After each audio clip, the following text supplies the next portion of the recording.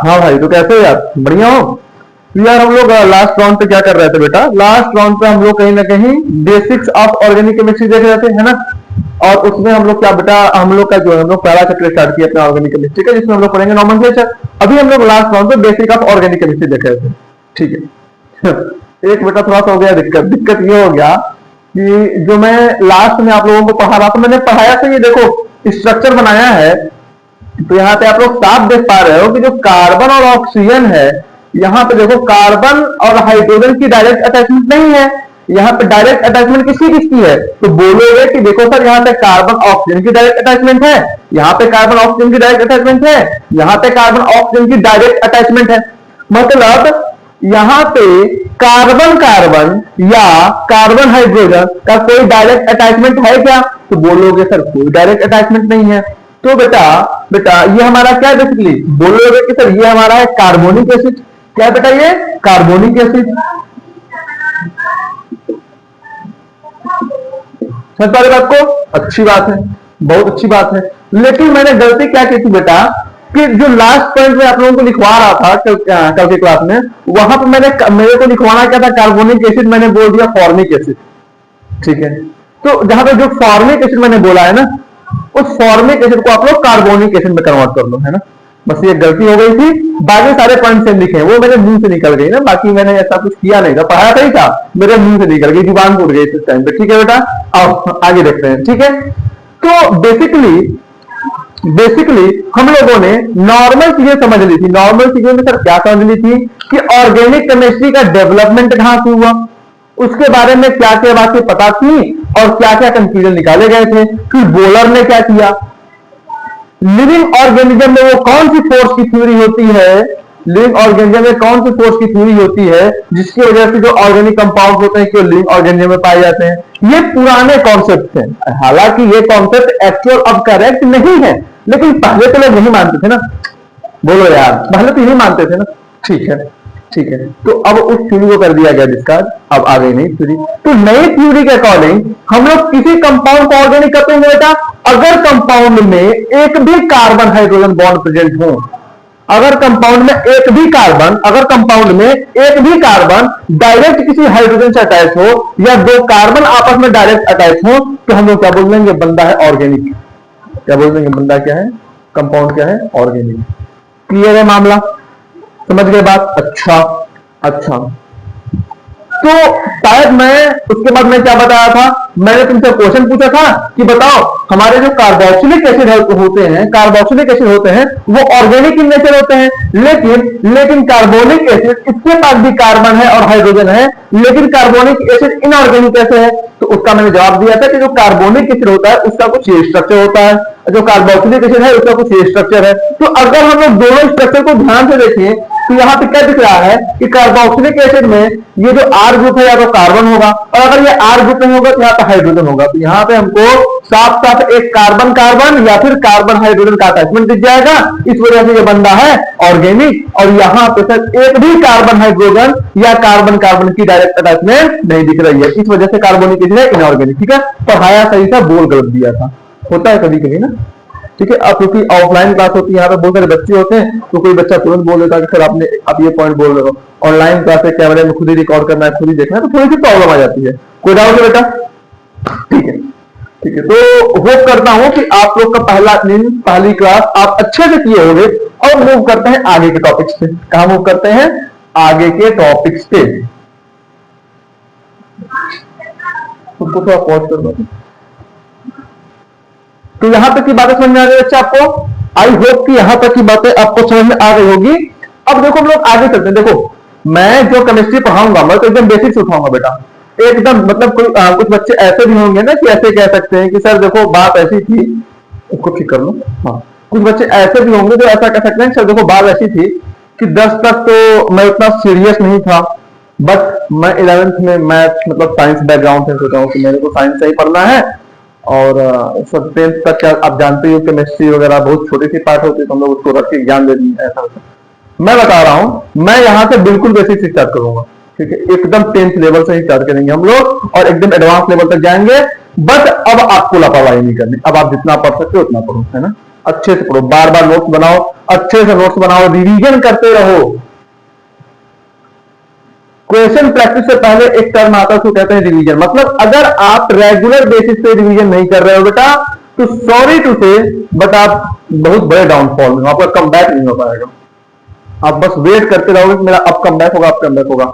Come back करने के लिए आपको एटीट्यूड में चेंज लाना पड़ेगा।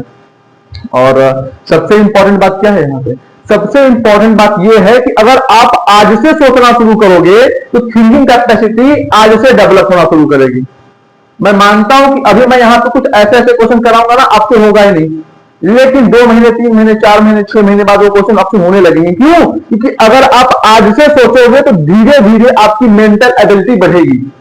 लेकिन अगर आप ऐसा करते हो कि सर नॉर्मल चल रहा है, 10th में चल रहा था नॉर्मल ऐसे ही बस किए पड़े हैं, तो बेटा 6 महीने बाद स्टार्ट करोगे तो सोचो कि डिले आप ही कर रहे हो ना। 6 महीने बाद स्टार्ट करोगे तो उसके 6 महीने बाद आपका मेंटल एबिलिटी डेवलप होगा। अभी स्टार्ट करोगे तो समझ में आया बेटा, तुरंत चीजें नहीं होती, चीजों को होने में टाइम लगता है। और 12th पास करने के बाद कर रहे हो तो कोई तो मतलब ही तो नहीं है। ठीक है, तो बेसिकली करना तो पड़ेगा, करना आपको पड़ेगा। मैं कितना भी करवा दूं, देखो मैं बता रहा हूं कि चैप्टर कंप्लीट होते होते हम लोग क्लास में कम से कम 300-400 क्वेश्चन कर लेंगे, हर वैरायटी के क्वेश्चन कर लेंगे। आप MS चौहान सॉल्व करोगे, आप हिमांशु पांडे सॉल्व करोगे, आप बोलोगे कि सर एक भी ऐसे क्वेश्चंस नहीं है, एक भी उस टाइप के क्वेश्चंस नहीं है जो बिल्कुल आपके कॉन्सेप्ट से अलग है। क्वेश्चन तो हम लोग सारे कर लेंगे, हम लोग पास्ट ईयर क्वेश्चन भी सॉल्व करेंगे, बहुत मेहनत करेंगे। बट मैं बेटा कितना ही मेहनत कर दूं, मैं कितना भी कंटेंट दे दूं, रिवाइज कर करके तो आपको ही बचाना है अपने दिमाग में, स्टोर तो आप रखोगे ना उसे। मेरा काम क्या है, मैं तो बांटते चले जाऊंगा, मैं पढ़ाते चले जा रहा हूं। मुझे तो ये भी नहीं पता कि कैमरा के उस तरफ जो बंदा है, जो इस वीडियो को देख रहा है, उसको क्या क्या डाउट्स आ रहे हैं।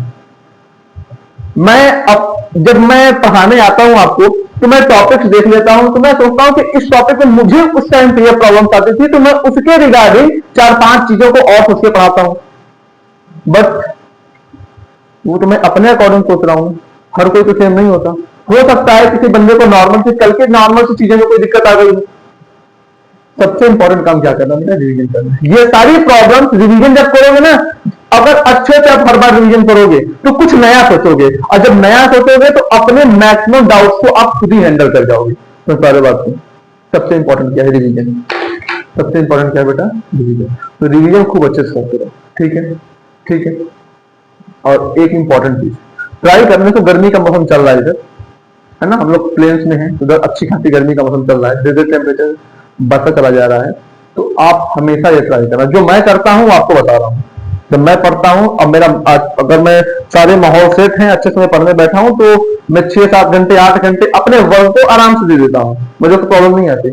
आपको क्या करना है, आपको रेगुलर बेसिस पे जब आप पढ़ने बैठो तो मेक श्योर कि थोड़ा सा पानी वगैरह का बोतल लिए रहो साथ में, है ना, कि मतलब घंटे 2 घंटे में हाइड्रेटेड होते रहोगे ना, तो बॉडी में ऑक्सीजन लेवल मेंटेन रहेगा, जिससे नींद नहीं आएगी, है ना। तो कुछ लोग ये होते हैं ऑनलाइन की सबसे बड़ी लिमिटेशन, क्लास में सोने लगते हैं, तो ये अच्छी बात नहीं है। तो सोने लगोगे तो काम खराब हो जाएगा ना, जो सोता है वो खोता है, ठीक है। और उससे भी एक इंपॉर्टेंट चीज कि प्रॉपर डाइट लो यार, प्रॉपर डाइट लो। मतलब आपने 9th क्लास में एक चैप्टर पढ़ा होगा साइंस में, चैप्टर का नाम आई थिंक था हेल्थ एंड डिजीज फ्री करके। उसमें कंपैरिजन करना होता है कि डिजीज फ्री और गुड हेल्थ में क्या अंतर है ना, कि हेल्दी पर्सन कौन से होते हैं और डिजीज फ्री पर्सन कौन से होते हैं। तो डिजीज फ्री तो आई होप कि आप सब होगे, है ना, भगवान आप लोगों को रोग मुक्त रखे भी। बट हेल्दी होना भी बहुत इंपॉर्टेंट है बच्चा, हेल्दी होना भी बहुत इंपॉर्टेंट है। हेल्दी क्या होता है कि जो हमारा मानसिक संतुलन है ना, मेंटल एबिलिटी जो है, तो मतलब किसी तरह का टेंशन, चिंता, तनाव, ये सब नहीं होना चाहिए। तो ये सब कम कब रहेगा, जब आप प्रॉपर डाइट लो, डाइट अच्छे से लो, अच्छे से खाओ पियो, है ना। थोड़ा सा जितना भूख हो उससे 1-2 रोटी कम ही खाओ, बट डाइट अच्छा रखो, मतलब हेल्दी चीजें खाओ, है ना, हेल्दी चीजें खाओ। ये नहीं कि मार्केट निकल गए तो 4 समोसा मार दिए, 20 रुपए का मंचूरियन मार दिए, 80 रुपए का मोमोज मार दिए, तो ये सब चीजें कहीं ना कहीं आपको हार्म करेगा। रेगुलर बेसिस पे सब सारी चीजें अच्छी नहीं होती हैं। नहीं, अब मुझे मेरे प्रोफेसर ने बोला था ये बात, मैं आपको बोल रहा हूँ कि अगर आजकल मैक्सिमम लोगों में ही देखा जा रहा है सर्वे के अकॉर्डिंग रिसर्चर के अकॉर्डिंग कि इंडिया में मैक्सिमम जो लोग हैं वो ओमेगा 3 डेफिशिएंट है, प्रोटीन डेफिशिएंट है, मैग्नीशियम डेफिशिएंट है। तो मेक श्योर कि अगर आप उसको नहीं फुलफिल कर पा रहे हो तो बेसिकली होता क्या है कि आपको सप्लीमेंट के फॉर्म में लो। बेसिकली इसलिए मैं बातों को आपसे बोल रहा हूँ कि जो मैग्नीशियम है कहीं ना कहीं वो डायरेक्ट मेरे ब्रेन, हमारे ब्रेन से रिलेटेड है। इसके बॉडी में मैग्नीशियम, जिंक ये सब अच्छे क्वांटिटी में है। उसका दिमाग थोड़ा सा मतलब वो स्ट्रेस लेवल उसका कम रहता है, वो बंदा थोड़ा सा खुश रहता है। तो खुश रहना इंपॉर्टेंट है यार, खुद खुश रहो, खूब अच्छे से पढ़ो लिखो, है सबसे इंपॉर्टेंट खुश है। ठीक है, तो ठीक है, अभी आप लोगों का स्टार्टिंग चला तो मैं बात कर ले रहा हूँ। धीरे धीरे मैं बात करना भी कम कर दूंगा, ऐसे करूंगा ही नहीं क्योंकि टाइम भी नहीं मिलेगा, हमें सिलेबस भी कंप्लीट करना है। तो सारी बातें हो गई बेटा, इतनी जितना ज्ञान देना था मैंने ज्ञान दे दिया। अब आते हैं असली ज्ञान की तरफ, कॉन्सेप्ट पे। कॉन्सेप्ट क्या था? कॉन्सेप्ट क्या था कि हम लोगों ने ऑर्गेनिक केमिस्ट्री के बारे में चीजों को समझ लिया। अब आते हैं ऑर्गेनिक केमिस्ट्री में जो सबसे पहला टर्म हम लोग को पढ़ना होता है वो था हाइड्रोकार्बन। क्या पढ़ना होता है बेटा? हाइड्रोकार्बन।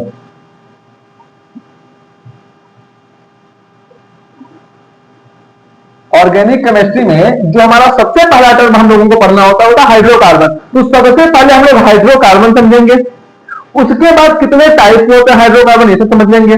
ठीक बात है।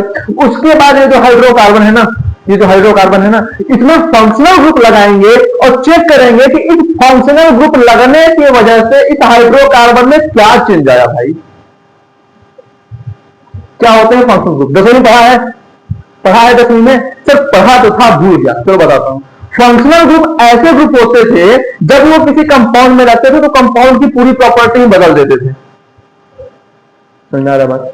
फंक्शनल ग्रुप कुछ इस टाइप के ग्रुप होते थे जब वो किसी कंपाउंड में जाकर लग जाते थे तो पूरे कंपाउंड की प्रॉपर्टी बदल देते थे। नहीं समझी? एक एग्जांपल से समझाता हूं।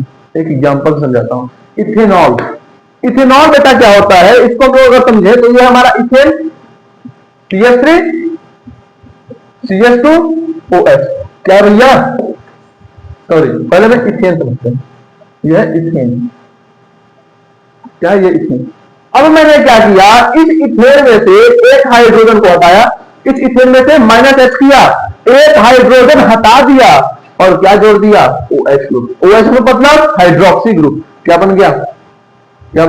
CH3 CH2OH। ये क्या हो गया बेटा? ये हो गया इथेनॉल।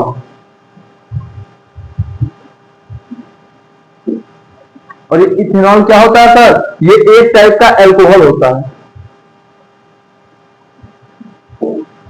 बेसिकली आप लोग जो घाव वगैरह साफ करते हो ना, हॉस्पिटल में जाते हो तो जो हमारे पास घाव वगैरह हो जाते हैं उनको साफ करने के लिए एक ब्लू कलर का लिक्विड यूज किया जाता है, स्पिरिट। उसमें भी मेजर कंपोनेंट चेंज होते हैं। इथेनॉल प्रॉपर्टी पूरी बदल गई कि नहीं? इसकी प्रॉपर्टी कुछ अलग थी लेकिन ये OH ग्रुप लगने की वजह से इसकी प्रॉपर्टी अलग हो गई। इस बंदे को देखो तो क्या इसमें सिर्फ कार्बन और हाइड्रोजन प्रेजेंट है? हाँ सर। अगर हम लोग इसको ध्यान से घूरे, क्या क्या करते रहते हो सर? मिटा दे रहे हो चीजों को। अगर हम लोग बालक इसको घूरे ध्यान से, कैसे घूरे? ध्यान से, तो क्या दिखेगा कि सर यहां पे तो सिर्फ कार्बन है और हाइड्रोजन है। सर ये कंपाउंड तो है। मैं पूछूंगा कंपाउंड है कि नहीं? बोलोगे सर है। मैं पूछूंगा कैसा कंपाउंड है? तो बोलोगे कि देखो यहाँ पे इस कंपाउंड में सिर्फ और सिर्फ कार्बन और हाइड्रोजन प्रेजेंट है। हाँ या ना? तो अगर किसी कंपाउंड में सिर्फ और सिर्फ कार्बन और हाइड्रोजन प्रेजेंट होते हैं तो उस कंपाउंड को हम लोग बोलते हैं हाइड्रोकार्बन। क्या बोलते हैं? बोलो, हाइड्रोकार्बन। अच्छा, बहुत अच्छी बात है। पॉज करना तो इसके लिए। तो बेटा हाइड्रोकार्बन क्या होता है? क्या आप इस बात को समझ पाए? हाँ, सब समझ गए। अब हाइड्रोकार्बन जो है, हाइड्रोकार्बन में हम लोग किसी फंक्शनल ग्रुप को जब ऐड करते हैं तो हाइड्रोकार्बन की जो पुरानी प्रॉपर्टी थी बिल्कुल बदल जाती है। अच्छा, इसका मतलब हाइड्रोकार्बन की प्रॉपर्टी अगर हमको बदलना है तो हमें उसमें कोई ना कोई फंक्शनल ग्रुप ऐड कर देना है। बहुत अच्छी बात है। यानी कि फंक्शनल ग्रुप क्या हो गया? फंक्शनल ग्रुप एक ऐसा ग्रुप हो गया जब वो किसी कंपाउंड में जाके लगता है तो कंपाउंड की पुरानी प्रॉपर्टी को बदल देता है। ठीक है, समझ में आ रहा है? आएगा, आसान सी बात है, तो क्यों नहीं आएगा। तो सबसे पहले हम लोग लिखते हैं हाइड्रोकार्बन का डेफिनेशन। क्या लिखते हैं? डेफिनेशन। ठीक है,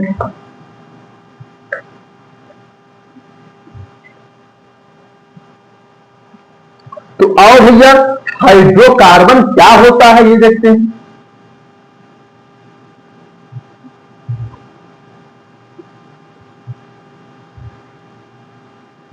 लिखे लिखे लिखूं कि बोलूं? तो दोनों करता हूं, लिखता भी बोलता भी हूं। तो दे आर द कंपाउंड, इसका डेफिनेशन क्या लिखे हम लोग? They are the compound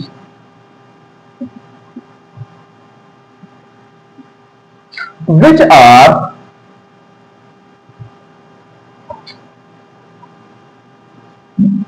made up of carbon and hydrogen only। तो हाइड्रोकार्बन क्या होते हैं बालक? बोलोगे कि सर ये ऐसे कंपाउंड होते हैं जो सिर्फ और सिर्फ कार्बन और हाइड्रोजन से मिलकर बने होते हैं। अरे हाँ या ना? तो बिल्कुल। अब मैं इसका एग्जाम्पल पूछूं तो बोलोगे सर एग्जाम्पल में लिख दो। क्या लिख दो? CH4 लिख दो, बहुत अच्छी बात है। C2H6 लिख दो, बहुत अच्छी बात है। C3H8 लिख दो, ये भी अच्छी बात है ना। C2H4 लिख दो, ये भी अच्छी बात है। C2H2 लिख दो, ये भी अच्छी बात है। तो ये सब क्या है? बोलोगे कि सबको अगर हम लोग ध्यान से बोले तो इन सभी मॉलिक्यूल्स में, इन सभी कंपाउंड्स में सिर्फ और सिर्फ कार्बन और हाइड्रोजन प्रेजेंट है। तो ये सारे क्या हो गए हमारे? हाइड्रोकार्बन। ठीक है, ठीक। तो बेसिकली इस चैप्टर में कहीं ना कहीं हम लोग नॉमेनक्लेचर की बात करेंगे कि जो हमारे ऑर्गेनिक कंपाउंड है उनका नाम कैसे लिखना है। समझ रहे हो? तो अब हम लोग स्टार्ट करेंगे अल्केन से, अल्कीन से, अल्काइन से, है ना। तो इन सभी चीजों से स्टार्ट करेंगे। कभी हम लोग बेंजीन वगैरह जो है ना वो सब भी आते हैं हाइड्रोकार्बन में, लेकिन उनको थोड़ा सा लास्ट में देखेंगे, है ना। उनको थोड़ा सा लास्ट में देखेंगे। क्यों? क्योंकि उनका नॉमेनक्लेचर सबसे लास्ट में पढ़ेंगे। समझ गए बात? और एकदम सेपरेट पढ़ेंगे, एकदम डिटेल पढ़ेंगे, बहुत भयंकर क्वेश्चन के साथ पढ़ेंगे। मतलब मैं तुमको बता रहा हूं ना, डिफरेंट यूनिवर्सिटीज के, BHU हो गया, रुड़की हो गया, क्या बता दूंगा, BHU हो गया, रुड़की हो गया, DU हो गया, है ना। ऐसे ऐसे डिफरेंट यूनिवर्सिटीज के एज वेल एज तुम्हारे JEE के, नीट के, इन सबके क्वेश्चन हम लोग नॉमेनक्लेचर के क्लास में करेंगे। आज से 6-7 दिन बाद ही करेंगे, छोड़ेंगे नहीं, पूरा करेंगे। तो आप लोग मेक श्योर कि चीजों को रिवाइज रखो, ताकि जब मैं क्वेश्चन प्रैक्टिस करवाना शुरू करूं तो उस समय ऐसा ना हो कि कॉन्सेप्ट ही नहीं क्लिक कर रहा है कि सर यहाँ तक क्या लगाना था। ठीक है, चलो। तो सबसे पहले अगर हम लोग हाइड्रोकार्बन को क्लासिफाई करें, तो मैं इसको 2 पार्ट में भी पढ़, अभी देखो इसका क्लासिफिकेशन और सारी बातें बहुत डिटेल में अच्छे से हम लोग हाइड्रोकार्बन में पढ़ चुके हैं। हाइड्रोकार्बन का लेक्चर में जो अपलोड कर रहा हूं उसमें प्रेजेंट है। जब आप नॉमेनक्लेचर कंप्लीट कर लेना, यूसी कंप्लीट कर लेना, आइसोमेरिज्म कंप्लीट कर लेना, और जब आप जाओगे कहां पे जाओगे भैया? हाइड्रोकार्बन पढ़ने। यहाँ पे सारी चीजों को पढ़ लोगे, लेकिन यहाँ पे हम लोगों को अभी करना है नॉमेनक्लेचर। तो अभी सिर्फ और सिर्फ हम लोग नॉमेनक्लेचर से रिलेटेड पढ़ लेते हैं। नहीं समझे बात? चलो आओ। तो सबसे पहले हम लोग इसको 2 पार्ट में डिवाइड कर देते हैं अभी के लिए। वो अभी के लिए 2 पार्ट कौन सा है? पहला पार्ट है सेचुरेटेड। क्या है? सेचुरेटेड। और दूसरा पार्ट क्या है बेटा? अनसेचुरेटेड। नोट्स अच्छे से बनाना बेटा, है ना। तो सेचुरेटेड हाइड्रोकार्बन क्या होते हैं? ऐसे हाइड्रोकार्बन जिसमें कार्बन और कार्बन एटम के बीच में सिंगल बॉन्ड प्रेजेंट हो, है ना। तो इसमें मैं क्या बोल रहा हूं? Here all carbon bonds are single. अभी कई लोग के दिमाग में ये चल रहा होगा कि सर ठीक है, सारी बातें बके जा रहे हो, पहले ये तो बता दो बॉन्ड क्या होता है। वही पढ़ाऊंगा, बहुत बेसिक पढ़ाऊंगा। अभी तो इतना बस लिख लो ना। अभी इतनी बातें समझ में आ रही है कि कार्बन कार्बन के बीच में कुछ बॉन्ड नामक चीज होता है, और वो बॉन्ड सिंगल होता है, एक ही होता है। बस अब इतना याद कर लो। बॉन्ड जब पढ़ा दूंगा तो बॉन्ड क्या होता है समझ में आ जाएगा। अनसेचुरेटेड क्या होता है? इसमें मल्टीपल बॉन्ड्स प्रेजेंट होते हैं कार्बन कार्बन के बीच में। अनसेचुरेटेड में क्या होता है बेटा? कार्बन कार्बन के बीच में मल्टीपल बॉन्ड प्रेजेंट होते हैं।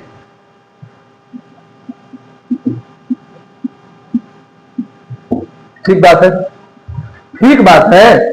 अच्छा, अब देखो जो सेचुरेटेड हो गए, सेचुरेटेड जो हो गए उसको मैं दो कैटेगरी में और डिवाइड कर देता हूं। एक हो गया हमारा अल्केन, और ना ना ना ना हाँ, जो बेटा सेचुरेटेड होते हैं, सेचुरेटेड जो होते हैं हमारे होते हैं अल्केन। अल्केन जो होते हैं वो होते हैं सेचुरेटेड हाइड्रोकार्बन, और हमारे जो अनसेचुरेटेड होते हैं बेटा वो दो पार्ट में डिवाइड होते हैं। उनमें एक हो गया हमारा क्या, एक हो गया हमारा अल्कीन, और एक हो गया हमारा अल्काइन। ठीक है, अभी के लिए इन सारी बातों को लिख लो, अभी के लिए इन सारी बातों को लिख लो। ठीक, अब सर ये अल्केन क्या होता है, अल्केन क्या होता है ना,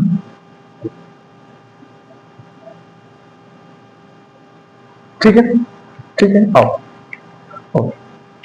तो अल्केन की डेफिनेशन हम लोग लिखेंगे, they are the hydrocarbon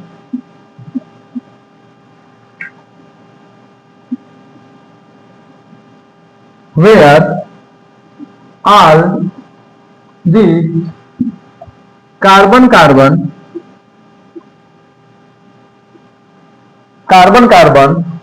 bonds are single. समझ गए? तो ये ऐसे हाइड्रोकार्बन होते हैं जिसमें सारे कार्बन कार्बन बॉन्ड क्या होते हैं बेटा, सिंगल होते हैं। क्या होते हैं, सिंगल होते हैं, है ना, है ना। एग्जाम्पल देख लो, एग्जाम्पल देख लो, CH4, अगर मैं इसका स्ट्रक्चर ड्रा करूं तो इसका स्ट्रक्चर होता है ऐसा, H H H H। देखो तुम्हें वीडियो में आ रहा है, आ रहा है, ठीक है। ये सारे बॉन्ड उसके सिंगल सिंगल होते हैं। समझ गए बात, समझ गए बात। अच्छा, अगला एग्जांपल देख लो, ये हो गया बेटा, इसका नाम हो गया मीथेन। क्या नाम होगा इसका, मीथेन। दूसरा एग्जांपल देख रहे हैं,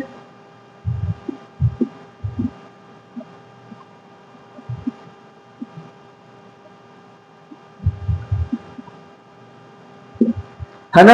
इसमें क्या, कार्बन कार्बन बॉन्ड सिंगल है, कार्बन और कार्बन के बीच में जो ये बॉन्ड प्रेजेंट है, जो लाइन प्रेजेंट है, क्या सिंगल है, हाँ तो सिंगल है, इसको हम लोग क्या बोल देंगे, सैचुरेटेड। ठीक है। कोई बंदा ये बोल सकता है कि चलो सर ये बताओ यहां पे देखो कार्बन कार्बन के बीच में सिंगल बॉन्ड है, यहां पे कार्बन और कार्बन के बीच में सिंगल बॉन्ड है, सिंगल बॉन्ड है, लेकिन कार्बन और ऑक्सीजन के बीच में डबल बॉन्ड है, तो क्या ये हमारा अल्केन की कैटेगरी में नहीं आएगा, नहीं आएगा बेटा। पहले ये तो चेक करो कि हाइड्रोकार्बन है कि नहीं बेटा। ये हो गया हमारा कार्बोक्सिलिक एसिड।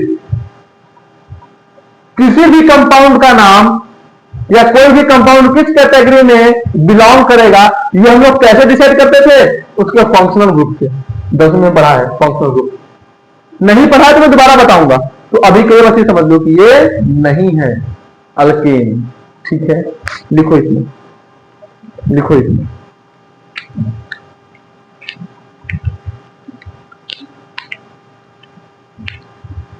हुआ, चलो भैया हो गया। अरे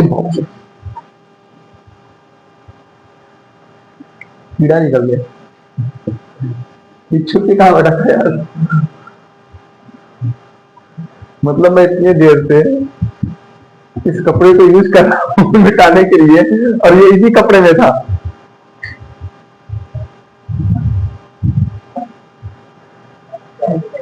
वो एक बार ऐसा ये हुआ था ना कि हथौड़ा होता है ना हैमर, तो बेसिकली क्या था कि जब मेरा यहाँ पे जो घर नया नया बना था, तो हाँ, कोई नहीं, तो तार वगैरह भैया लगा रहे थे ना, भैया जब तार लगा रहे थे तो तार लगाने के लिए तार मतलब इस तरह से कर रहे थे, तो काजू पे ठोक रहे थे, तो हैमर मांगेगी। मम्मी के पर उठा के ले आई और हैमर से काफी अंदर छूट। तो बेटा हम लोग अल्केन समझ लिए थे ना, अब आते हैं अल्कीन से।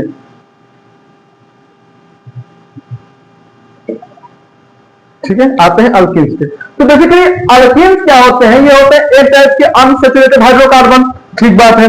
फिर इसकी स्पेशल बात क्या है, स्पेशल बात ये है कि अगर कार्बन कार्बन के बीच में डबल बॉन्ड प्रेजेंट हो, अगर कार्बन कार्बन के बीच में देखो एक बॉन्ड दो बॉन्ड, एक बॉन्ड दो बॉन्ड, अगर कार्बन कार्बन एटम के बीच में डबल बॉन्ड प्रेजेंट हो तो उसको हम लोग क्या बोलते हैं? अल्कीन बोलते हैं। तो ये पॉइंट लिख लो, इफ क्या लिखोगे? If double bond is present between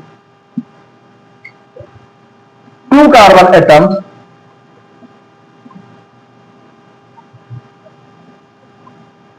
in hydrocarbon,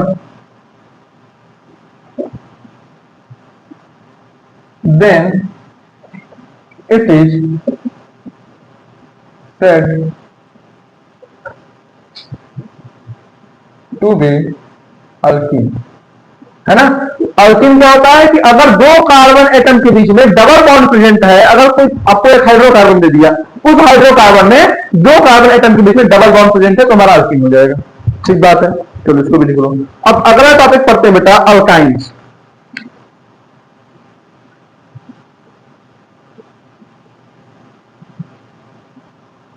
क्या पढ़ते हैं बेटा? अल्काइन।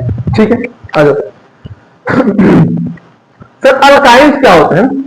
सर ये अल्काइंस क्या होते हैं? ठीक है, अच्छा तुमसे कोई बंदा, इधर देखो, इधर देखो, इधर देखो, रुक जाओ, लिखा मत करो। तुमसे अगर कोई बंदा पूछे कि अल्कीन्स जो है वो सैचुरेटेड हाइड्रोकार्बन है कि अनसैचुरेटेड? अनसैचुरेटेड क्यों है? तो बेटा अगर देखो हाइड्रोकार्बन को हम लोग कैसे डिसाइड करेंगे कि वो सैचुरेटेड है कि अनसैचुरेटेड? उसके लिए हम लोग देखेंगे कितने बॉन्ड्स हैं, है ना? अगर दो कार्बन के बीच में सिंगल बॉन्ड है तो सैचुरेटेड, अगर मल्टीपल बॉन्ड है तो अनसैचुरेटेड। समझ गए बात को? मल्टीपल बॉन्ड में अगर डबल बॉन्ड है तो उस अनसैचुरेटेड हाइड्रोकार्बन को हम लोग बोलेंगे अल्कीन। और वही ऐसा हो जाए कि अगर तीन बॉन्ड प्रेजेंट हो जाए दो कार्बन एटम के बीच में, तो सर क्या ये हाइड्रोकार्बन है? बिल्कुल है। कैसे? क्योंकि यहां पे पास कार्बन और हाइड्रोजन प्रेजेंट है, सर हाइड्रोकार्बन है। मल्टीपल बॉन्ड प्रेजेंट है, सर बिल्कुल प्रेजेंट है। कितने मल्टीपल बॉन्ड प्रेजेंट है? बोलोगे सर एक दो तीन मल्टीपल बॉन्ड प्रेजेंट है, तो ये भी एक हाइड्रोकार्बन हुआ, अनसैचुरेटेड हाइड्रोकार्बन हुआ। तो ये अनसैचुरेटेड हाइड्रोकार्बन का कौन सा पार्ट हो जाएगा? अल्काइंस। पहले में ANE था, दूसरे में ENE है, तीसरे में YNE है, इसको हम लोग कहेंगे अल्काइन। समझिए बात को? तो अल्काइन का डेफिनेशन क्या खुद से लिख लोगे? चलो मैं लिखवा भी देता हूं, लिखोगे they are the hydrocarbon, they are the hydrocarbon where three bonds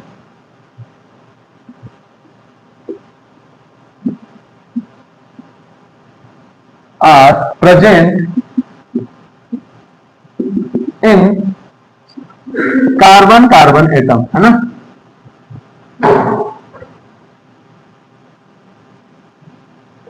समझ गए बात को? तो ये ऐसे हाइड्रोकार्बन होते हैं जिसमें दो कार्बन एटम के बीच में तीन बॉन्ड प्रेजेंट होते हैं। अब एक एग्जांपल देखते हैं। चलो ये तो देख लिया, मैं तुमसे एक चीज पूछता हूं, चलो ये बताओ, कुछ एग्जांपल देखते हैं। CH3 है ना, CH3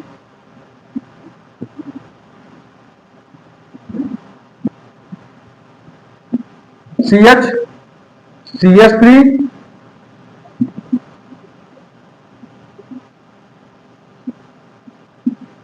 चलो मैं तुमसे पूछता हूं ये क्या है बेटा? तो तुमको क्या देखना है कि देखो ये देखो मैं पूरा ये एक चेन हो गया, ये कार्बन का चेन हो गया ना, ये कार्बन का चेन हो गया। तो अगर तुमको कार्बन के चेन में एक जगह भी तीन बॉन्ड दिख जाए, कार्बन के पूरे चेन में एक जगह भी दो कार्बन एटम के बीच में तीन बॉन्ड दिख जाए, तो क्या बोल दोगे तुम? पूरे कंपाउंड को क्या बोल दोगे? अल्काइन। क्या बोल दोगे पूरे कंपाउंड को? अल्काइन। क्लियर है मामला? अरे मालिक समझ में आ रहा है ना? अब देखो इसको, देखो इस पूरे चेन में सिर्फ एक पॉइंट ऐसा दिख गया जहां पे दो कार्बन एटम के बीच में है डबल बॉन्ड, तो हम लोग इसको क्या बोल देंगे बच्चा? अल्कीन। क्या बोल देंगे? क्लियर है? एक जगह भी डबल बॉन्ड दिख जाए तो अल्कीन, और एक जगह भी ट्रिपल बॉन्ड दिख जाए तो बोल भाई। ठीक है, लिख लो लिख लो, आराम आराम से चलना बेटा, भी हल्के में मत लेना, स्पीड अचानक से बढ़ेगा, फिर बोलोगे सर ये वंदे भारत कहां से आ गया, है ना। इस पे ध्यान देते रहना तुम माइक पे। पिछली बार हुआ था ना पूरे 53 मिनट मैंने रिकॉर्ड कर लिया था, आवाज ही नहीं है। हो गया बिटाओ बेटा, रिवीजन करते रहो, शॉर्ट नोट्स बनाते रहो। सर शॉर्ट नोट्स कैसे बनाएंगे, उसके लिए अब उस पे आ जाते हैं। शॉर्ट नोट्स मतलब कि अगर मैं एक चैप्टर कंप्लीट कराता हूँ, और सपोज करो कि वो चैप्टर कम से कम 20 से 30-40 पेज में कंप्लीट होता है, तो आपको क्या करना है, आपको एक ऐसा नोट बनाना है खुद से जो आपके रिवीजन के लिए हेल्पफुल हो, मतलब कि वो पूरा चैप्टर 2 से 3 पेज आप खत्म कर दो। फॉर एग्जाम्पल जैसे मैं अल्केन पढ़ाया, तो अल्केन में क्या करवाया, कार्बन कार्बन के बीच में सिंगल बॉन्ड होना चाहिए। आपने बात को पढ़ लिया, आप इस बात को पढ़ लिए, तो आप प्रॉपर डेफिनेशन तो नहीं लिखोगे। अब बस अल्कीन लिखो, ये बना दो, अल्कीन लिखो, डबल बॉन्ड ये बना दो, अल्काइन लिखो, ये बना दो। तो ऐसे बनाओ ताकि अब देखो, जब आप इसको देखोगे तो तुम्हें समझ जाओगे कि ये अल्कीन है, अल्काइन है, समझ गए। तो जब आपका सारे चैप्टर्स कंप्लीट हो चुके होंगे, तो आपके पास उतना टाइम तो ऑब्वियसली नहीं होगा। आपको आपके एग्जाम के जब आपका एग्जाम सर पे होगा, तो आपके पास इतना टाइम तो होगा नहीं कि पूरे 60 पे 70 पे रिवाइज की जा रहे हैं। आपके पास तो लिमिटेड टाइम होंगे ना, तो वहां पे शॉर्ट नोट्स कमाते हैं। ठीक है, तो बताता रहूंगा कैसे कैसे बनाना है। चलो अभी आगे चलते हैं, ठीक है। हम लोग अब थोड़ा सा पढ़ लेते हैं बॉन्ड्स को। क्या पढ़ लेते हैं, बॉन्ड्स को, है ना। व्हाट इज बॉन्ड, सबसे पहले निकालो व्हाट इज केमिकल बॉन्ड, या फिर केमिकल बॉन्ड को पढ़ने से पहले एक टॉपिक ये पढ़ लेते हैं कि सर कार्बन में ऐसी क्या स्पेशल चीज है कि हम लोग पूरी एक ऑर्गेनिक केमिस्ट्री पढ़ते हैं, है ना। एक पूरी ऑर्गेनिक केमिस्ट्री पढ़ते जा रहे हैं। तो यहां पे हेडिंग डाल लो, या फिर क्वेश्चन के फॉर्म में हम समझते हैं, what is the special thing about the carbon atom।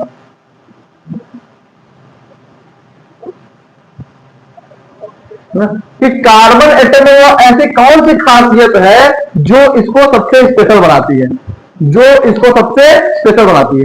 अब इसको समझने से पहले हम लोग एक आइडिया लेते हैं बॉन्ड का।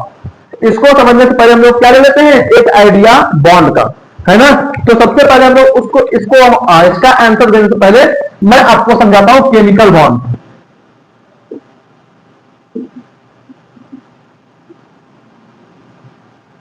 ऑल्दो आप इस चीज को केमिकल बॉन्डिंग जो आपका 4th चैप्टर है केमिस्ट्री का, उसमें बहुत डिटेल में पढ़ोगे, लेकिन अभी मैं आपको उतना बता देता हूं ताकि ऑर्गेनिक में मेरा काम चल जाए और आप भी कंफर्टेबल फील करो। ठीक है, आओ भाई, तो मैं बोल दिया तो बता देता हूं, अच्छी बात है। तो केमिकल बॉन्ड है क्या, देखो जो बेटा बॉन्ड होता है ना, बॉन्ड कुछ होता नहीं है, वो होता है फोर्स ऑफ अट्रैक्शन बिटवीन 2 और मोर एटम्स। तो क्या लिख देते हैं पहले, bonds are the force of attraction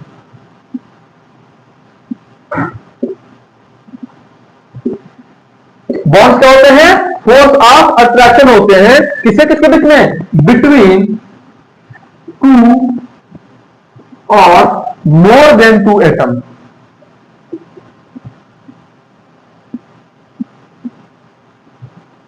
समझिए बात को, 2 या 2 से अधिक एटम के नीचे फोर्स ऑफ अट्रैक्शन होता है बॉन्ड।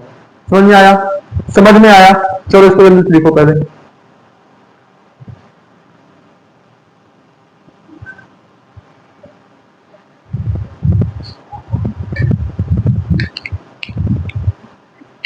उतना पेज नहीं पढ़े हो तुम, वहां पे पेज नहीं पढ़े हो तुम।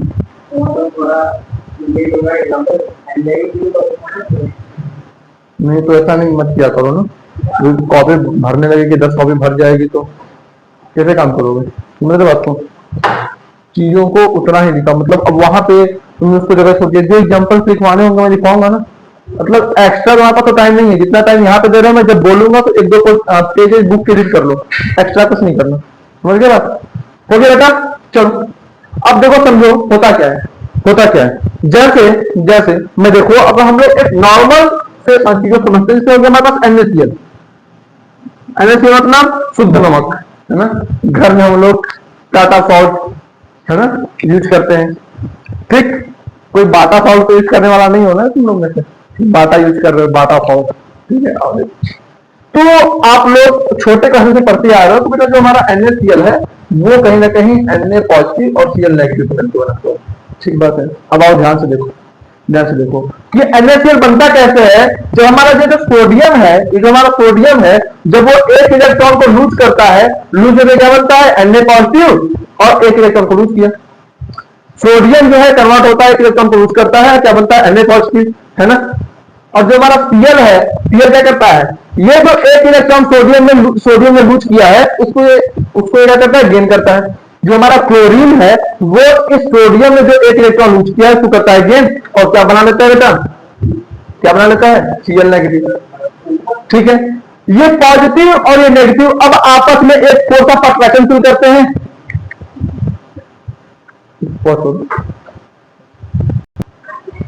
समझ आएगा बेटा। तो ये जो हमारा सोडियम पॉजिटिव है, क्या वो Cl नेगेटिव से एक अट्रैक्शन फील करेगा कि नहीं? सर कैसे करेगा?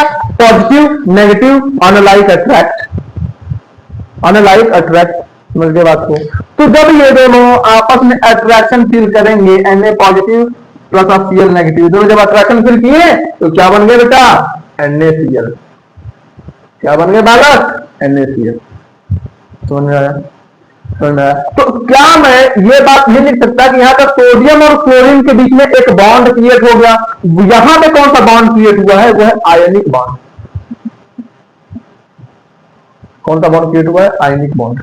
फिर आयनिक बॉन्ड कैसे क्रिएट हुआ है? बेसिकली यहां पे बेटा आयनिक बॉन्ड ऐसे क्रिएट हुआ है, देखो इसको हम लोग ऐसे लिखते हैं ना, अगर इसको हम लोग इसका अगर हम लोग को बॉन्ड रिप्रेजेंटेशन दिखाना होता है तो हम लोग ऐसे लिखते हैं, Na पॉजिटिव Cl नेगेटिव। मतलब यहां पर हम लोग ये बात समझ जाते हैं, या फिर कई लोग इसको ऐसे भी लिखते हैं, यहां से बात समझ जाते हैं कि नेगेटिव और ये पॉजिटिव आपस में एक फोर्स ऑफ अट्रैक्शन से अटैच है। तो बॉन्ड है क्या? बॉन्ड कुछ नहीं है, दो एटम्स के बीच में एक फोर्स ऑफ अट्रैक्शन है। ठीक है, तो इसको हम लोग आयनिक क्यों कह रहे हैं कि आयनिक बॉन्ड, देखो आओ सारी बातों को लिखवाऊंगा मैं, पहले समझो। एक बंदे ने इलेक्ट्रॉन को लूज किया, इसने इलेक्ट्रॉन को लूज किया, इसने इलेक्ट्रॉन को गेन किया। समझ आया? तो इस इलेक्ट्रॉन के लूज और गेन की वजह से क्या फॉर्मेशन ऑफ आयन हुआ? क्या यहाँ पे फॉर्मेशन ऑफ आयन हुआ? क्या ये बंदे ने इलेक्ट्रॉन लूज किया तो Na पॉजिटिव बना, तो ये Na पॉजिटिव क्या होता है? बोलोगे सर एक कैटायन होता है। ये जो सोडियम ने एक इलेक्ट्रॉन लूज किया था, उस इलेक्ट्रॉन को क्लोरीन ने गेन किया और क्या बना लिया? Cl negative. तो ये जो Cl नेगेटिव बना, क्या ये क्या है? बोलो सर ये एक एनायन है। ये क्या एनायन है? एक बंदे ने इलेक्ट्रॉन लूज किया, जिसने लूज किया वो हो गया कैटायन, और जिसने गेन किया वो हो गया एनायन। अब इन दोनों आयन के बीच में फोर्स ऑफ अट्रैक्शन लग रहा है, इस वजह से हम लोग उसको क्या बोलते हैं? Ionic bond. क्या बात समझ में आई? क्या बात समझ में आई? अच्छा तो ये कैटायन क्या होता है, एनायन क्या होता है ना, कि अगर आपके एटम्स पे पॉजिटिव चार्ज प्रेजेंट है तो हम लोग उसको बोलते हैं कैटायन, और अगर आपके एटम्स पे नेगेटिव चार्ज प्रेजेंट है तो उसको हम लोग बोलते हैं एनायन। तो क्या कैटायन एनायन का डिफरेंस समझ में आ गया? तो अब मेरे को एक सिंपल सी बात बताओ कि जो आयनिक बॉन्ड का फॉर्मेशन हुआ बेटा, ये जो आयनिक बॉन्ड का फॉर्मेशन हुआ बेटा, क्या ये फॉर्मेशन इलेक्ट्रॉन के लूज या गेन की वजह से हुआ था? क्या हाँ सर हुआ था। यानी कि क्या आयनिक बॉन्ड में इलेक्ट्रॉन का कंप्लीट ट्रांसफर हुआ? ये बात समझ में आती है? आयनिक बॉन्ड में इलेक्ट्रॉन का कंप्लीट ट्रांसफर हुआ, ये बात आपको समझ में आती है? हाँ या ना बोलो। तो बिल्कुल समझ में आती है। देखते हम लोग यहाँ पे देख के समझ रहे हैं कि सोडियम ने अपने में से एक इलेक्ट्रॉन निकाल दिया और अन्य पॉजिटिव बन गया। समझ गए बात? क्लोरीन ने अपने में एक इलेक्ट्रॉन जोड़ लिया और Cl नेगेटिव बन गया। तो आयनिक बॉन्ड में क्या होता है बच्चा? आयनिक बॉन्ड में इलेक्ट्रॉन का कंप्लीट ट्रांसफर होता है। तो आयनिक बॉन्ड कैसा बॉन्ड होता है? Ionic bond are the force of attraction developed between two atoms by complete transfer of electron. क्या ये बात क्लियर है? क्या ये बात क्लियर है? अब कंप्लीट ट्रांसफर ऑफ इलेक्ट्रॉन की वजह से उनके बीच फोर्स ऑफ अट्रैक्शन कैसे डेवलप हुआ? क्योंकि इस बंदे ने जब इलेक्ट्रॉन को लूज किया तो Na पॉजिटिव बना, ये बंदा जब इलेक्ट्रॉन को गेन किया तो Cl नेगेटिव बना। तो अब ये बेटा कहीं ना कहीं इलेक्ट्रॉन को लूज, और देखो यहां पर इलेक्ट्रॉन का कंप्लीट ट्रांसफर हुआ तो Na पॉजिटिव बना। अब इस इलेक्ट्रॉन किस बंदे ने गेन किया? Cl नेगेटिव बना, क्योंकि इस कंप्लीट ट्रांसफर ऑफ इलेक्ट्रॉन की वजह से हो जाता है फॉर्मेशन ऑफ आयन, है ना। अब ये जो फोर्स ऑफ अट्रैक्शन है ये दो आयन के बीच में है ना, तो इस वजह से यहां पे क्या होगा, आयनिक बॉन्ड होगा। तो आयनिक बॉन्ड को रिप्रेजेंट करने का तरीका ये होता है। तो इसी पॉइंट को लिख दो, इसी पॉइंट को मैं लिखवा दूं, तो लिख लेते हैं, तो लिख लेते हैं। तो लिखते हैं यहां पे हम लोग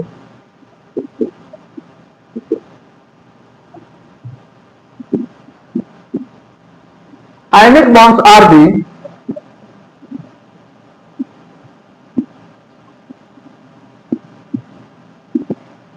force of attraction, ionic bonds are the force of attraction, है ना, force of attraction between two or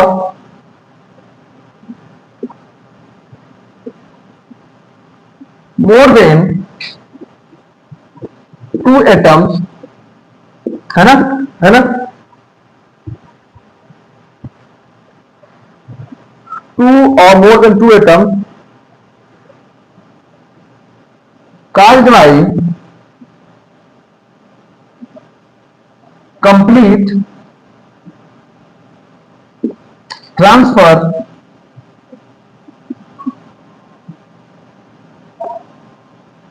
electrons, है ना, है ना, ठीक है। इतने पॉइंट को लिखो। अब सर ये इस कंप्लीट ट्रांसफर ऑफ इलेक्ट्रॉन की वजह से होता क्या है, तो मैं उस पॉइंट को यहां पे लिखता हूं, उस पॉइंट को मैं यहां पे लिखता हूं।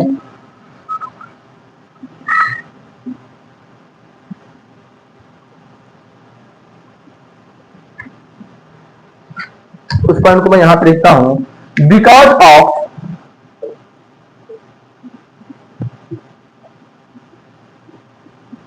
this complete transfer of electron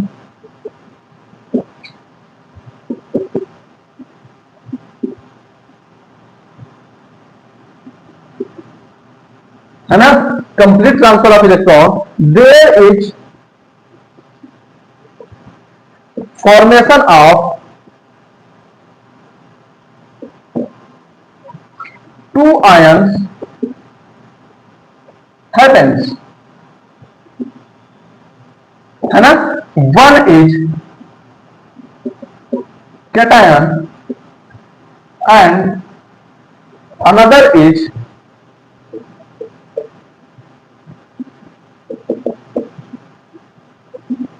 एक कैटायन हो गया, दूसरा क्या हो गया बेटा, एनायन हो गया। ठीक है, ठीक है, अच्छा सर समझ में आ गया।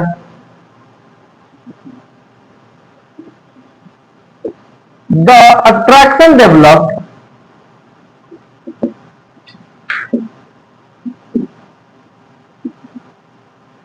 between the cation and the anion, है ना, इनके लिए जो अट्रैक्शन डेवलप हो जाता है ना, इसी को हम लोग कहते हैं आर रिस्पॉन्सिबल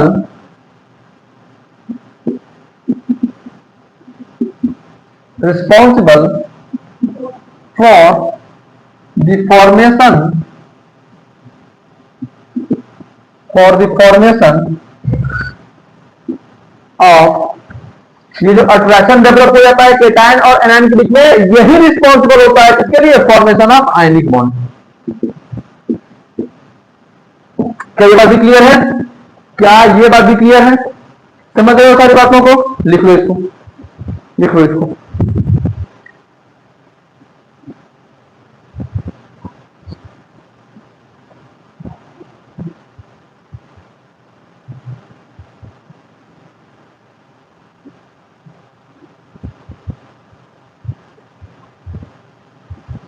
हो गया,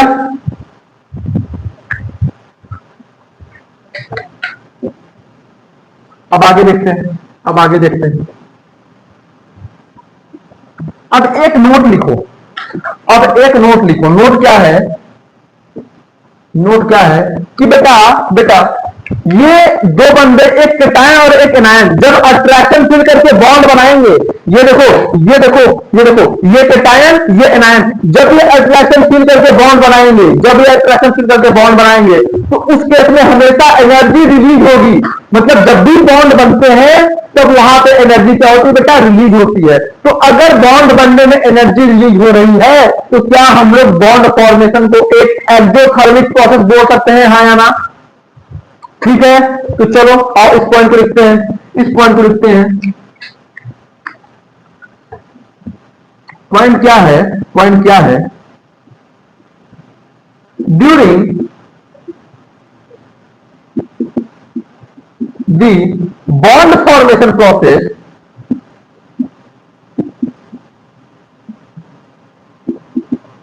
है ना, कि जब भी बॉन्ड फॉर्मेशन का प्रोसेस होता है, मतलब ये समझो कि ये हमारा Na पॉजिटिव हो गया है ना, और ये हमारा Cl नेगेटिव हो गया, जब ये एक दूसरे के पास आने लगेंगे, ये बोलेगा आजा आजा, ये भी देखो क्लोरीन Na क्या बोलेगा, आजा आजा, और यही Na भी क्लोरीन क्या बोलेगा, आजा। क्यों बोलेगा, क्योंकि दोनों अनलाइक हैं, दोनों अनलाइक हैं, रियल लाइफ से रिलेट कर सकते हो। तो जब जैसे जैसे दोनों पास आते हैं वैसे वैसे एनर्जी क्या होती है, एनर्जी रिलीज होती है, वैसे वैसे क्या होती है, एनर्जी रिलीज होती है। समझ आ गया? तो during bond formation process energy is, है ना, ऑलवेज रिलीज। तो बॉन्ड फॉर्मेशन के प्रोसेस में एनर्जी हमेशा क्या होता है बेटा, रिलीज होता है। तो अगर एनर्जी रिलीज हो रहा है बॉन्ड फॉर्मेशन के प्रोसेस में, तो क्या मैं ये बात और नहीं लिख सकता यहां पे? वो बात क्या है, वो बात ये है कि बॉन्ड फॉर्मेशन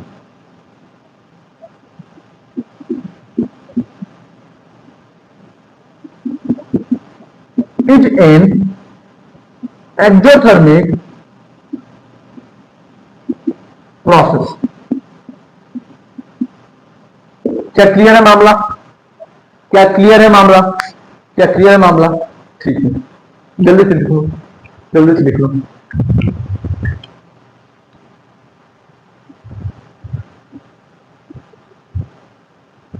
हो गया बेटा? तो अब देखो एनर्जी रिलीज हो रही है, एनर्जी रिलीज हो रही है जब एक टाइम पे दोनों एक दूसरे के मिनिमम डिस्टेंस पे आ जाएंगे।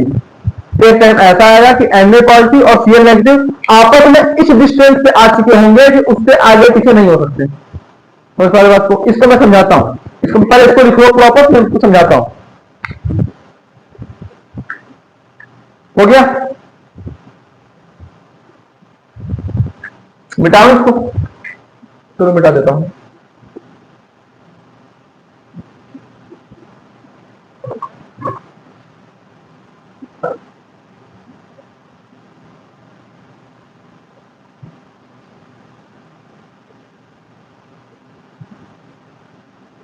देखो अब मैं उसको अच्छे से समझाता हूं। सपोज कर लो हमारे पास एक एटम ये है, ये हो गया हमारा ए, और हमारे पास एक दूसरा एटम ये है, ये हो गया हमारे पास बी। ठीक है, ये ए का न्यूक्लियस हो गया और ये बी का न्यूक्लियस हो गया। ठीक है, ए के आउटर मोस्ट शेल में इलेक्ट्रॉन होंगे और बी के आउटर मोस्ट शेल में भी इलेक्ट्रॉन होंगे। समझ रहे बात को? अब देखो बेसिकली होता क्या है बॉन्ड फॉर्मेशन में, बेसिकली होता क्या है, क्या ये इलेक्ट्रॉन इस न्यूक्लियस से अट्रैक्शन फील करेंगे, हाँ या ना? बोलो करेंगे ना? चलो यहां पे एक अट्रैक्शन फोर्स लग गया। फोर्स ऑफ अट्रैक्शन को मैं लिख देता हूं शॉर्ट फॉर्म में FOA। कोई डाउट? क्या ये इलेक्ट्रॉन भी इस न्यूक्लियस से अट्रैक्शन फील करेगा? चलो अच्छी बात है। सर कैसे करेगा? न्यूक्लियस पॉजिटिव चार्ज होते हैं, इलेक्ट्रॉन नेगेटिव चार्ज होते हैं, पॉजिटिव नेगेटिव अट्रैक्ट।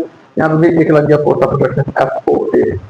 क्या ये इलेक्ट्रॉन इस न्यूक्लियस से अट्रैक्शन फील करेगा, है या ना? बोलो। चलो ये भी एक हो गया FOA। क्या ये सॉरी कहां गया, ये इलेक्ट्रॉन इस न्यूक्लियस से अट्रैक्शन फील करेगा, है या ना? बोलो। हाँ सर ये भी करेगा, इसको भी मैंने बोल दिया FOA, है ना?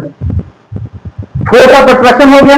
अब क्या ये इलेक्ट्रॉन इस इलेक्ट्रॉन से रिपल्सन फील नहीं करेगा? सर यहां पे रिपल्सन फील होगा। क्यों? इलेक्ट्रॉन सेम चार्ज के होते हैं, तो फोर्स FOR लिख दूं, फोर्स ऑफ रिपल्सन को। क्या ये इलेक्ट्रॉन इस इलेक्ट्रॉन से रिपल्सन फील नहीं करेगा क्या? तो बिल्कुल करेगा। यहां पे लिखता हूं मैं FOR। क्या ये इलेक्ट्रॉन इस इलेक्ट्रॉन से रिपल्सन फील नहीं करेगा क्या? सर करेगा। क्या ये इलेक्ट्रॉन इस इलेक्ट्रॉन से रिपल्सन फील नहीं करेगा क्या? सर करेगा। और एक सबसे इंटरेस्टिंग बात, क्या ये न्यूक्लियस इस न्यूक्लियस से रिपल्सन फील करेगा कि नहीं? सर ये भी करेगा। तो मैं इसको भी लिख देता हूं FOR। क्या लिख देता हूं? FOR, है ना। बेटा जब बॉन्ड बन जाता है तो उस केस में एटम आपस में एक मिनिमम डिस्टेंस पे आ चुके होते हैं। बॉन्ड कैसे बनता है भाई? पास पास रहते हो तभी तो बॉन्ड बनता है, दूर चले जाओगे बॉन्ड टूट जाता है। रियल लाइफ एग्जांपल है ना, लॉन्ग डिस्टेंस नहीं टिकता, ठीक है। दूर चले गए बॉन्ड टूट जाएगा। बॉन्ड कैसे बनता है? जब तक पास पास रहते हो। चलो मान लिया कि ये बॉन्ड बन गया, मान लिया कि बॉन्ड फॉर्मेशन हो गया ए और बी के बीच में। तो सर बॉन्ड फॉर्मेशन ए और बी के बीच में होगा कब? ए और बी के बीच में बॉन्ड फॉर्मेशन तभी होगा जब हमारा फोर्स ऑफ अट्रैक्शन ज्यादा होगा फोर्स ऑफ रिपल्सन से। हाँ या ना बोलो। आपस में गुलू गुलू तभी हो पाएगा जब अट्रैक्शन फोर्स ज्यादा होगा रिपल्सन फोर्स से। यानी कि कमियों को बाद में देखोगे, अच्छाइयों को पहले देखोगे, तभी बॉन्ड बन पाएगा कि नहीं। अच्छाइयां देखने की जब काबिलियत अधिक हो जाएगी तभी बॉन्ड बन पाएगा किसी से। हाँ सर, चलो मैंने मान लिया बॉन्ड बन गया, मैंने मान लिया ये बॉन्ड बन गया, है ना। ये बॉन्ड बन गया, ये हो गया ए, ये हो गया बी, ठीक। बॉन्ड बनने के बाद ये एक दूसरे से मिनिमम डिस्टेंस पे आ गए। लेकिन जब बॉन्ड बन गया, ये दोनों एक दूसरे के जब मिनिमम डिस्टेंस पे आ गए हैं, तो क्या अब मैं अगर मैं ऐसा चाहूं कि बी को थोड़ा सा और ए के करीब ले आऊं, पॉसिबल है? सर नहीं है पॉसिबल। रीजन क्या है? रीजन ये है कि ये हो गया इसका न्यूक्लियस, ये हो गया इसका न्यूक्लियस। क्या अगर मैं बी को यहां शिफ्ट और अधिक इधर करना चाहूं, क्या मैं ऐसा चाहता हूं? देखो देखो देखो, मैं अगर ऐसा चाहूं कि हमारा ए है, बी को उठाऊं थोड़ा सा और पास ले आऊं ए के, तो क्या ये पॉसिबल है? तो बोलोगे पॉसिबल नहीं है। क्यों नहीं है? बोलोगे कि सर एटम अनस्टेबल होने लगेगा। मैं पूछूंगा क्यों होने लगेगा मॉलिक्यूल अनस्टेबल? तो बोलोगे कि सर जब इसको आप और पास लाओगे ना, तो न्यूक्लियस और न्यूक्लियस के बीच का रिपल्सन ज्यादा बढ़ने लगेगा, जिसकी वजह से क्या होगा, क्या कि जो बॉन्ड है बॉन्ड टूट जाएगा। तो अधिक सीधा भी नहीं बनना ना, तो सारी बात तो अधिक पास लेके आओगे तो भी पॉसिबल नहीं होगा। समझ बात को? यानी कि जब बॉन्ड बनता है तो एक ऐसा टाइम आ चुका होता है जब बॉन्ड कंप्लीटली फॉर्म हो जाए, जब बॉन्ड कंप्लीटली फॉर्म हो जाता है वहां पे एक ऐसा टाइम आ चुका होता है कि दो एटम आपस में मिनिमम डिस्टेंस पे होते हैं। मतलब कि अब अगर मैं देखूं, अगर मैं तुमसे देखूं तो ये देखो, ये एटम जो है, ये जो एटम है इसका जो न्यूक्लियस है वो इतने डिस्टेंस पे दूर है। ये जो न्यूक्लियस है वो इस न्यूक्लियस से इतने डिस्टेंस की दूरी पे है ना। तो ये जो डिस्टेंस हो गया ना, ये जो डिस्टेंस हो गया, इसको मैं बोलते हैं डिस्टेंस ऑफ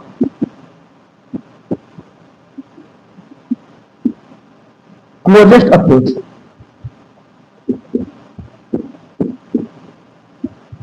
आ गया मतलब अब इससे नजदीक नहीं कर सकते। क्यों नहीं कर सकते सर? अगर इससे नजदीक कर दिया ना बेटा तो अब एनर्जी बढ़ने लगेगी। एनर्जी सर क्यों बढ़ने लगेगी? अरे बेटा रिपल्सन कांस्टेंटली होगा, दर्द होने लगेगा कि नहीं? अगर मैं अभी ऐसे बैठ जाऊं आगे पैर पे अगर मैं ऐसे बैठ जाऊं, इसका मतलब हमारा बॉडी अनस्टेबल हो गया, पैरों में दर्द होने लगता है कि नहीं? क्यों? एनर्जी बढ़ती चली जाती है, मैं अनस्टेबल होकर चला जा रहा हूं। सेम चीज यहां पे भी है कि जब आप इससे और पास लेके जाओगे तो रिपल्सन फोर्स बढ़ जाता है। तो जितना अधिक रिपल्सन फोर्स, लिखो उसको, जितना अधिक रिपल्सन फोर्स उतना अधिक एनर्जी। मॉलिक्यूल में जितना अधिक रिपल्सन फोर्स, मॉलिक्यूल की उतनी अधिक एनर्जी, ठीक है। और मॉलिक्यूल की जितनी अधिक एनर्जी, मॉलिक्यूल उतना कम स्टेबल। मॉलिक्यूल की जितनी अधिक एनर्जी, मॉलिक्यूल उतना कम स्टेबल। ठीक बात है? हाँ तो बिल्कुल ठीक बात है। अच्छा, और अगला पॉइंट क्या लिखोगे? अगला पॉइंट क्या लिखोगे? मॉलिक्यूल के बीच में जितना अधिक फोर्स ऑफ अट्रैक्शन उतना कम एनर्जी। मॉलिक्यूल के बीच में जितना अधिक फोर्स ऑफ अट्रैक्शन होगा उतना कम एनर्जी होगी, और जितना कम एनर्जी होगी मॉलिक्यूल जो होगा उतना अधिक स्टेबल होगा। यानी कि स्टेबल आप कब रहोगे? जब एनर्जी कम हो। फॉर एग्जांपल अगर मैं आधा घंटा तक इस पोर में बैठ जाऊं, है ना, या फिर ऐसे हाथ पर कर लूं, तो बेसिकली क्या होने लगेगा? एनर्जी बढ़ती चली जाएगी। क्यों बढ़ती चली जाएगी? क्योंकि हमेशा मेरे हाथों को पृथ्वी और खींच रही होती है एक फोर्स से। अब ये देखो आपस में मिनिमम डिस्टेंस पे है, अब इस मिनिमम डिस्टेंस पे है ना, अब इससे अधिक अर्थ खींच नहीं पाएगी, इससे अधिक अर्थ खींच नहीं पाएगी, तो यहाँ पे हमारे हाथों में दर्द नहीं होगा, यहाँ पे डिस्टेंस बढ़ गया, इसकी वजह से एनर्जी अधिक रिलीज हो रही है। समझ रहे बात को? समझ रहे बात को? अच्छा अच्छा, तो ये जो डिस्टेंस होता है बेटा, क्या कहते हैं? Distance of closest approach. अब इस डिस्टेंस पे जाने के बाद इससे अधिक दो पार्टिकल्स पास में नहीं आ पाते, दो पार्टिकल पास में नहीं आ पाते। तो यहां से यहां जाने वाले प्रोसेस में, इस प्रोसेस से इस प्रोसेस में आने में हमेशा होती है एनर्जी रिलीज। हमेशा क्या होता है? Energy release. इस वजह से हम लोग क्या बोलते हैं? बॉन्ड फॉर्मेशन क्या होता है? एक एक्सोथर्मिक प्रोसेस होता है। एनर्जी रिलीज क्यों रहा पता? उस तरह से आपको हाथ मैंने ऊपर खड़ा कर लिया, अभी अर्थ से हमारा डिस्टेंस बढ़ गया, जिसकी वजह से हमारे हाथों पे एक अधिक फोर्स लगने लगता है। अधिक फोर्स तो मैं नहीं बोलूंगा, हाथ हम लोग ऊपर कर लिए, जिसकी वजह से डिस्टेंस बढ़ गया। अब अर्थ तो खींच रही है और अर्थ का एक अधिक फोर्स हमारे इस पे लगना शुरू हो जाता है। तो आप तो बेटा वही देखो ध्यान से, तो बेसिकली हम लोग जब हाथ को इतना ऊपर किए हुए थे, हाथ को जब हम लोग इतना ऊपर किए हुए थे, तो वहां पे क्या हो रहा था बेटा कि कहीं ना कहीं हमारा थोड़ा सा डिस्टेंस बढ़ गया, जिसकी वजह से क्या हुआ था कि हमारे हाथों में दर्द होना स्टार्ट हो जाता है। अब ये दर्द क्यों हो रहा है? क्योंकि एनर्जी बढ़ गई। अब हमारा हाथ से अनस्टेबल। सेम चीज यही है कि जब तक ये मतलब दो रेंज के बीच में एक फोर्स ऑफ अट्रैक्शन तो लग रहा है, लेकिन एनर्जी अधिक है, लेकिन जब वो आपस में एक मिनिमम डिस्टेंस पे आ जाते हैं, मतलब अब यहाँ पे अट्रैक्शन फोर्स सबसे अधिक हो चुका होता है, अट्रैक्शन फोर्स सबसे अधिक हो चुका होता है और एनर्जी बहुत कम हो चुकी होती है। समझ आ गया? तो यहां से यहां आने से हमेशा क्या होगा? एनर्जी रिलीज होगी। इस वजह से हम लोग क्या बोलते हैं? देखो यहां से जब यहां पे आओगे, यहां पे हमेशा क्या होगा? एनर्जी जो होगी वो रिलीज होगी, है ना? तो इस वजह से हम लोग क्या बोलते हैं? बेसिकली यहां से जब यहां पे आए, तो देखो दो ऑर्बिटल, ये एटम का आउटर मोस्ट शेल, ये बी एटम का आउटर मोस्ट शेल और ये ए एटम का आउटर मोस्ट शेल, ये दोनों आपस में कर गए ओवरलैप, हासिल कर गए ओवरलैप। तो इस ये देखो बेटा, जो पोजीशन है ओवरलैप वाला, यही पोजीशन क्या है? बॉन्ड। तो बेसिकली यहाँ पे क्या हुआ? फॉर्मेशन ऑफ बॉन्ड हुआ। इस ओवरलैपिंग की वजह से दो एटम आपस में बहुत पास आ जाते हैं, और जब दो एटम आपस में बहुत पास आ जाते हैं, तो आपको जाता है बॉन्ड। और क्या जाता है? बॉन्ड। क्यों तो बॉन्ड हो जाता है? क्योंकि वहां पर फोर्स ऑफ अट्रैक्शन मिनिमम हो जाती है, मैक्सिमम हो जाती है। जब दो एटम आपस में बहुत पास आ जाते हैं, तो वहां पर फोर्स ऑफ अट्रैक्शन मैक्सिमम हो जाता है और एनर्जी मिनिमम हो जाती है, जिससे वहां पर जाता है फॉर्मेशन ऑफ बॉन्ड। क्या हो जाता है? Formation of bond. Energy release हुई है। अब इस एनर्जी रिलीज होने की वजह से क्या हुआ? यहां पर हुआ formation of bond.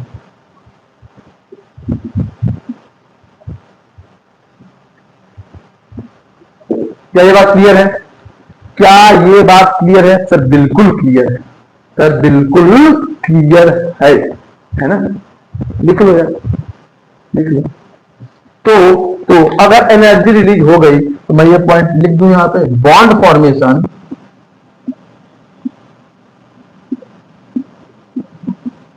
Is always an exothermic process.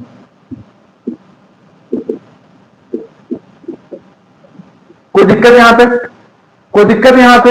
अच्छा अच्छा। अब एक अगली बात देखो, हम लोगों को मतलब ना, देखो केमिकल बॉन्डिंग में तो बहुत सारी चीजें पढ़ोगे, लेकिन अभी के लिए बस याद रखो, जिससे तुम्हारी ऑर्गेनिक पूरी निकल जाएगी लेवल की। जो हमारे पास केमिकल बॉन्ड है, वो आपके ऑर्गेनिक में अभी मेजरली जो काम आएगा, बस दो टाइप के काम आएंगे। पहला क्या? पहला कोवैलेंट बॉन्ड, और दूसरा क्या काम आएगा? Ionic bond.